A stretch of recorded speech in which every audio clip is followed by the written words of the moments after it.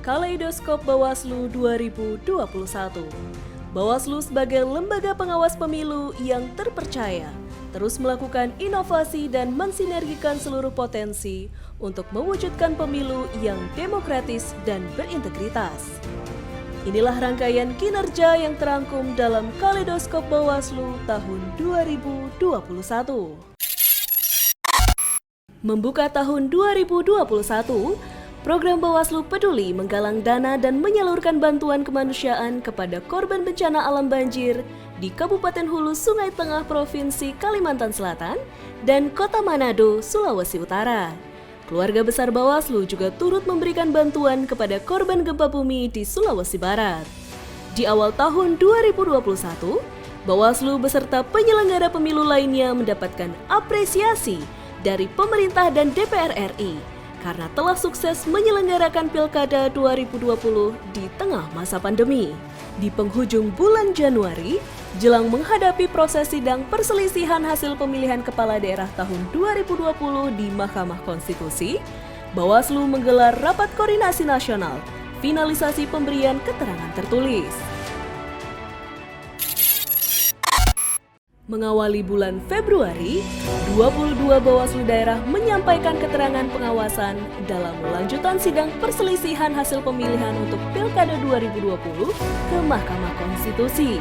Pada waktu yang berbeda, Bawaslu mengeluarkan rekomendasi terkait Orien Patriot Riwu Kue yang terbukti memiliki kewarganegaraan Amerika Serikat, sehingga tidak memenuhi syarat sebagai calon Bupati Saburai Jua, Provinsi Nusa Tenggara Timur.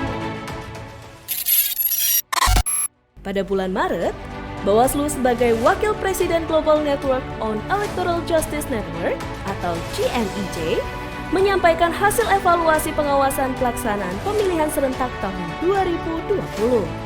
Salah satunya penyesuaian pengawasan dengan standar protokol kesehatan pencegahan penyebaran COVID-19. Kemudian, dalam rapat dengar pendapat dengan Komisi 2 DPR, Bawaslu memberikan catatan penting persiapan pelaksanaan pemilu 2024 terutama terkait penyediaan data pemilih. Dalam rangka memutus penyebaran virus dan mendukung program pemulihan ekonomi bangsa, Bawaslu menggelar pemberian vaksin COVID-19 bagi seluruh pegawai pada Selasa 23 Maret 2021. Sejumlah penghargaan didapatkan oleh Bawaslu. Pertama, Bawaslu menerima sertifikat penghargaan terintegrasi jaringan dokumentasi dan informasi hukum nasional. Penghargaan ini diberikan oleh Badan Pembinaan Hukum Nasional Kementerian Hukum dan HAM. Selanjutnya, untuk keempat kalinya, Bawaslu meraih penghargaan sebagai pemenang PR Indonesian Award 2021 dalam kategori Lembaga Negara Terpopuler di Media Cetak tahun 2020. 9 April 2020 bertepatan dengan ulang tahun Bawaslu yang ke-13 tahun. Bawaslu terus berupaya menghadirkan keadilan pemilu untuk demokrasi yang berintegritas.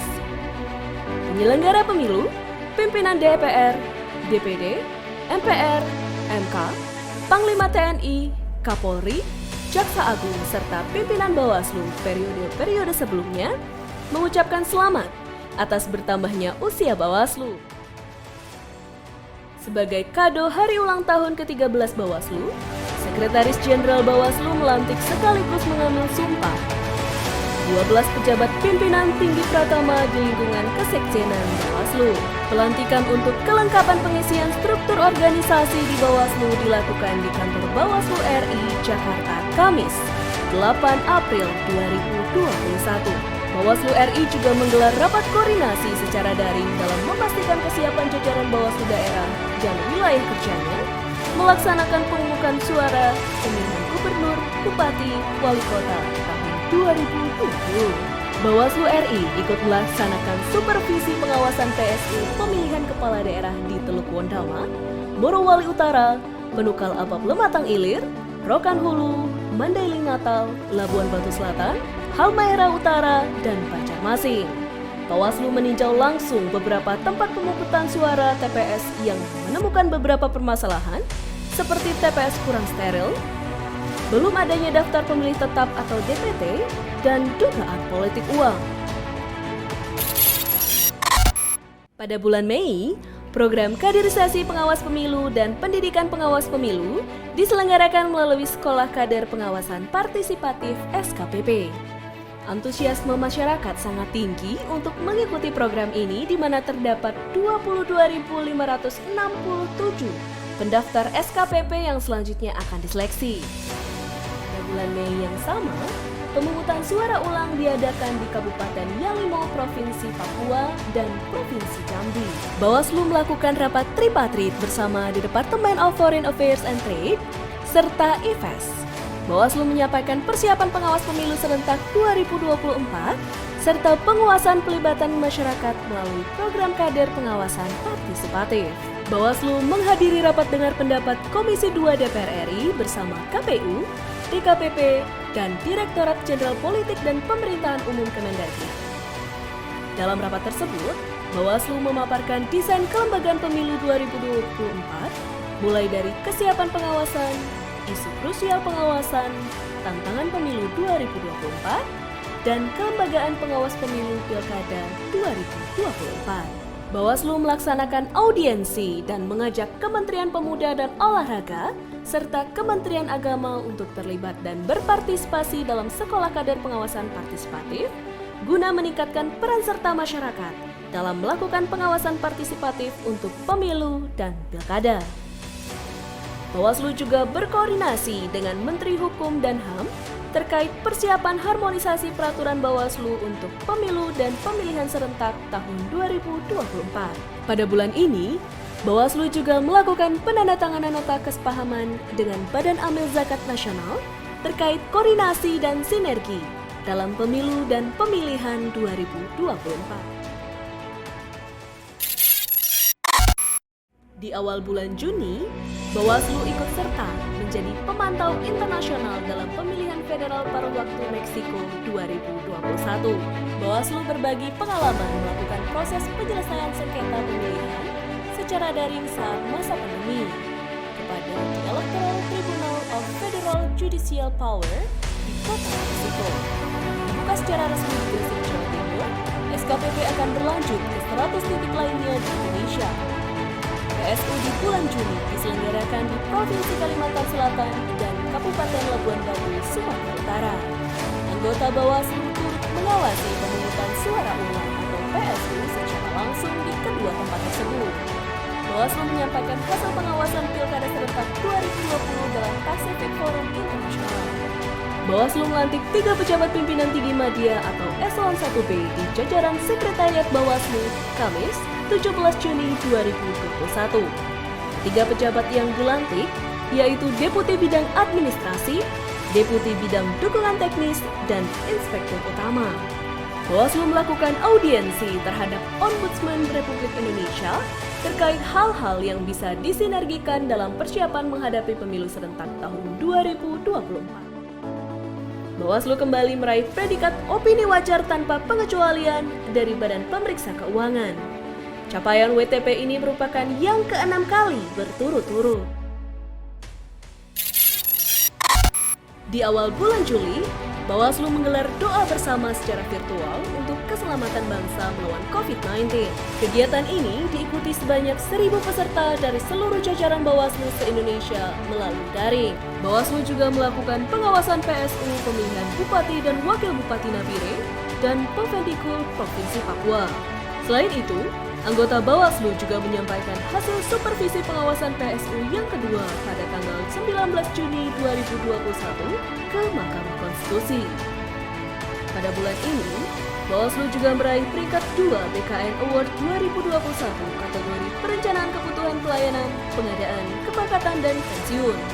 BKN memberikan penghargaan atas capaian Bawaslu yang telah memiliki analisis jabatan dan analisis beban kerja secara digital, dan memberikan layanan pengadaan, kepangkatan, dan pensiun sesuai tenggat waktu yang ditentukan.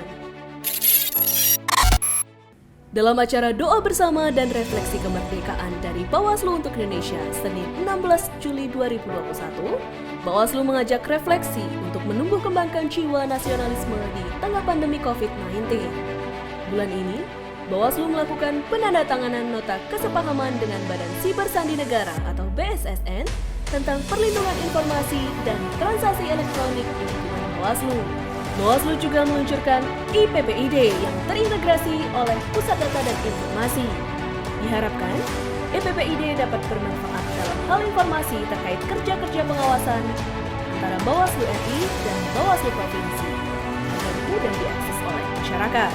Di akhir bulan Agustus, Bawaslu meluncurkan buku kajian evaluatif penanganan pelanggaran Pilkada 2020. Pada hari ulang tahun Mahkamah Konstitusi yang ke-18, Mahkamah Konstitusi menganugerahi Bawaslu penghargaan Mitra Kerjasama Dalam Negeri Terbaik 3. Bawaslu menghadiri rapat dengar pendapat bersama Komisi 2 DPR RI, Kementerian Dalam Negeri, KPU, dan DKPP. Dalam kesempatan ini, Bawaslu menyampaikan 4 rekomendasi penataan pemilu dan pemilihan serentak 2024. Pertama, membenahi kendala regulasi atau payung hukum pemilu yang masih tumpang tindih, tidak jelas, dan multitafsir. Kedua, mendorong perbaikan manajemen penyelenggaraan teknis dan penyelenggaraan pengawas pemilu. Yang ketiga, mengoptimalkan koreksi administrasi terhadap akibat yang muncul dari tindakan pelanggaran pemilu. Dan yang keempat, mendorong prioritas pendekatan sanksi administrasi dalam penegakan hukum pemilu. Bawaslu memberikan masukan terhadap rancangan peraturan KPU atau PKPU mengenai pendaftaran dan verifikasi faktual partai politik. Kementerian Keuangan memberikan penghargaan kepada Bawaslu yang telah mendapatkan predikat wajar tanpa pengecualian atau WTP 5 kali berturut-turut sejak 2016 hingga 2020 dari PPK RI. Di awal bulan Oktober, Bawaslu bersama DPR, Kemendagri, KPU, dan DKPP membahas konsep dan desain pemilu serentak tahun 2024.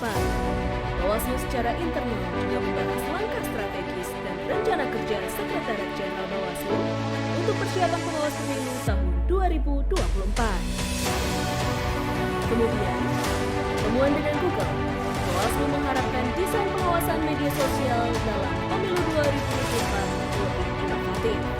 Hal ini dikarenakan pemanfaatan media sosial yang terus berkembang selama pandemi COVID-19. Seluruh pimpinan Bawaslu mengikuti program penguatan anti korupsi untuk penyelenggara negara oleh Komisi Pemberantasan Korupsi. Sejumlah prestasi kembali ditelurkan oleh Bawaslu. Yang pertama, Bawaslu terpilih sebagai Presiden Global Network on Electoral Justice. Jabatan ini menggenapi Wakil Presiden GNIJ dari perwakilan Asia yang sebelumnya sudah disandang sejak tahun 2020. Selain itu, Bawaslu kembali meraih Anugerah Keterbukaan Informasi Publik atau KIP tahun 2021 dalam kategori Lembaga Negara Non-Struktural Terbaik dengan predikat informatif skor 98,50. Anugerah ini merupakan kali keempat sejak tahun 2018. Sekolah Kader Pengawasan Partisipatif SKPP tingkat lanjut diikuti oleh 204 peserta dari seluruh Indonesia. 12 peserta diantaranya merupakan peserta dengan penyandang disabilitas.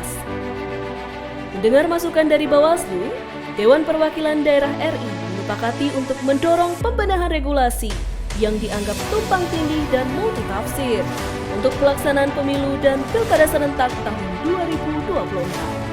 Kesepakatan tersebut diraih dalam rapat kerja Bawaslu dengan DPD RI.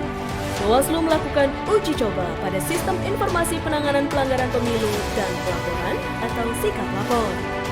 SIKAP Lapor merupakan bagian dari pengembangan sistem informasi yang berfokus pada penanganan pelanggaran baik administrasi maupun pidana dalam kepemiluan.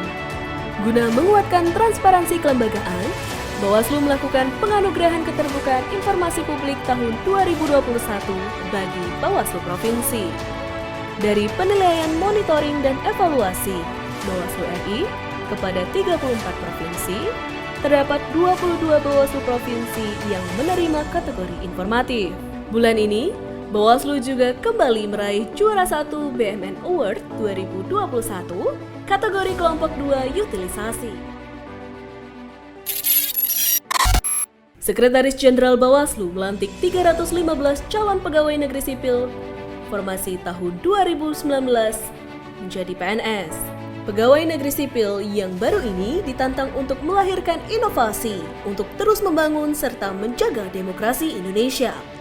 Jelang tahapan pemilu dan pemilihan 2024, Bawaslu melakukan pengawasan terhadap simulasi penyederhanaan surat suara yang diselenggarakan oleh KPU di Provinsi Bali. Bawaslu memberikan bantuan kemanusiaan kepada korban erupsi Gunung Semeru di Provinsi Jawa Timur pada Sabtu, 11 Desember 2021. Sejumlah bantuan tersebut diberikan secara simbolik melalui Bawaslu Jawa Timur yang nantinya bantuan tersebut akan diberikan kepada korban erupsi Gunung Semeru di Jawa Timur. Bawaslu bersama International Republican Institute dan penyelenggara pemilu di Ekuador, Meksiko, dan Georgia merumuskan strategi terbaik dalam mengatasi disinformasi. Bawaslu juga selenggarakan seminar dan lokakarya nasional dalam penguatan literasi penyelesaian sengketa proses pemilu atau pemilihan. Dari 63 peserta, sebanyak 20 peserta terpilih sebagai penulis terbaik yang telah ditetapkan dan akan mempresentasikan karyanya. Bawaslu akan menjadi tuan rumah Scientific Meeting and Award Ceremony 5th Plenary Assembly tahun 2022. Dalam persiapan kegiatan tersebut, Bawaslu menggelar rapat dengan tim Technical Secretariat CNIJ dari Meksiko secara daring. Selanjutnya, dari sisi prestasi, Bawaslu kembali meraih peringkat terbaik kedua kategori lembaga non-struktural dalam penganugerahan Jaringan Dokumentasi dan Informasi Hukum atau JDIH Award tahun 2021. Penghargaan tersebut diberikan oleh Kementerian Hukum dan HAM Republik Indonesia. Demikian kilas balik kegiatan Bawaslu selama tahun 2021. Bawaslu sebagai lembaga yang mewujudkan keadilan pemilu akan terus bertransformasi dan berinovasi untuk menjaga dan mengawasi pemilu demi memperkuat demokrasi Indonesia.